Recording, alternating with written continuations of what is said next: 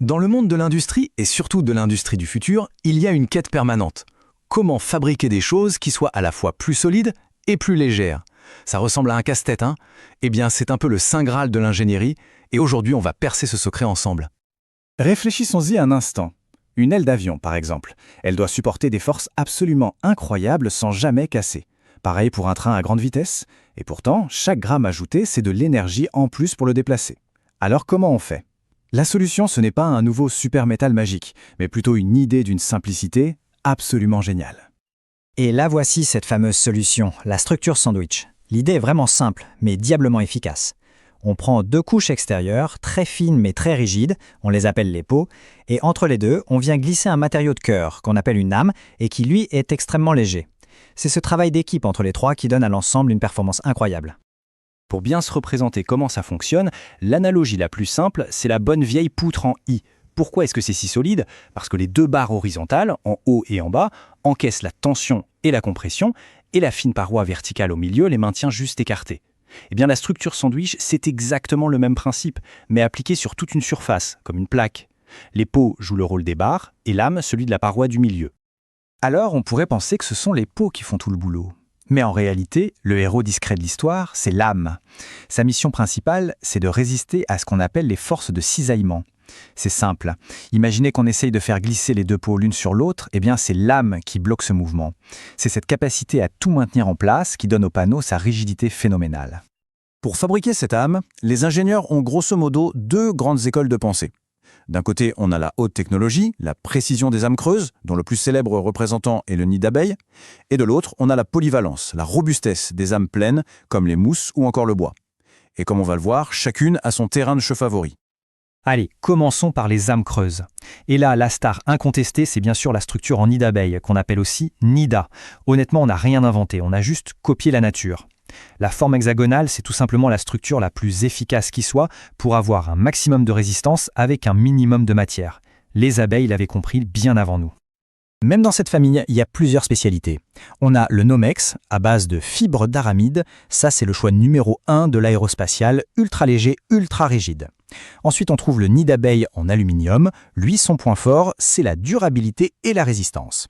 Et puis, il y a le Nidaplast en plastique, qui est super malin pour tout ce qui est en contact avec l'eau, comme dans les bateaux, parce qu'il ne craint pas l'humidité et il est recyclable.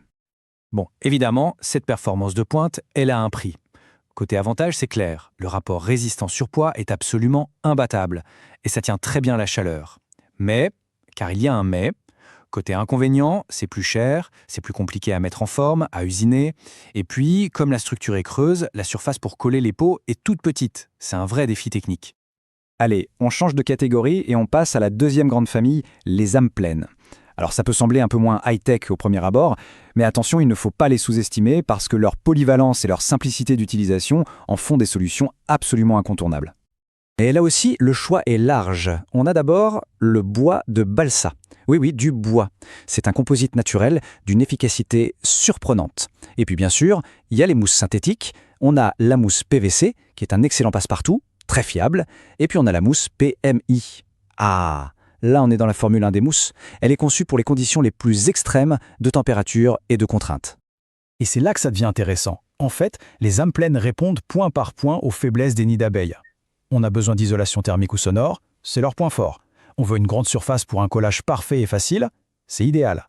On cherche un matériau simple à travailler, pas de problème. Évidemment, il y a une contrepartie, le rapport résistance-surpoids est moins bon et ça aime moins la chaleur en général. Alors la question à $1 million. Comment on choisit? Nid d'abeille ou mousse? Aluminium ou bois? En fait, il n'y a pas de meilleur choix dans l'absolu. Pour un ingénieur, c'est un constant jeu d'équilibriste. Il faut jongler avec des exigences qui sont souvent contradictoires. La preuve, c'est qu'il n'existe pas de matériau miracle qui soit bon partout.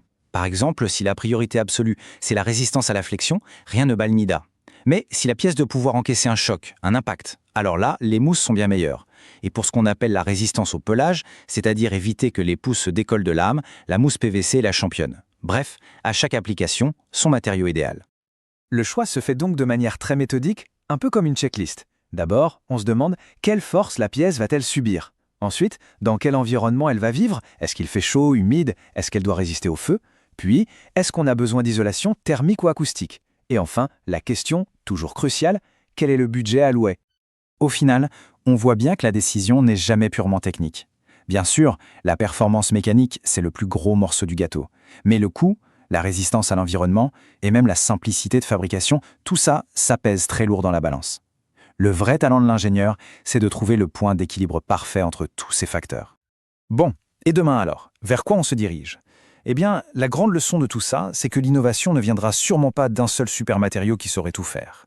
Non, la vraie révolution, elle est dans l'art de l'assemblage, dans la combinaison intelligente des matériaux pour qu'ils se renforcent mutuellement. Il y a une phrase qui résume tout ça à la perfection. Elle dit que le choix du matériau de lame est une étape déterminante dans la conception. Et c'est tellement vrai. Ce n'est pas juste un détail technique, c'est la fondation sur laquelle tout le reste du projet va reposer. C'est ce choix qui va dicter la performance, la durabilité et au final, le succès ou l'échec de la pièce. Donc, s'il y a une chose à retenir, c'est bien celle-là. L'avenir de la performance, il n'est pas dans la découverte d'un matériau ultime, mais dans l'art de les marier. Il s'agit de créer le couple parfait entre la peau et l'âme, pour obtenir cette fameuse synergie où, on peut le dire, 1 + 1 = 3. Et tout ça, ça nous laisse avec une question vraiment passionnante pour l'avenir. Puisqu'on veut des avions, des voitures, des bateaux toujours plus légers, plus performants, plus écologiques, est-ce qu'on va voir apparaître de toutes nouvelles familles d'âmes? Des mousses fabriquées à partir de végétaux, des nids d'abeilles imprimés en 3D avec des géométries parfaites. Une chose est sûre, l'histoire des structures sandwich ne fait que commencer.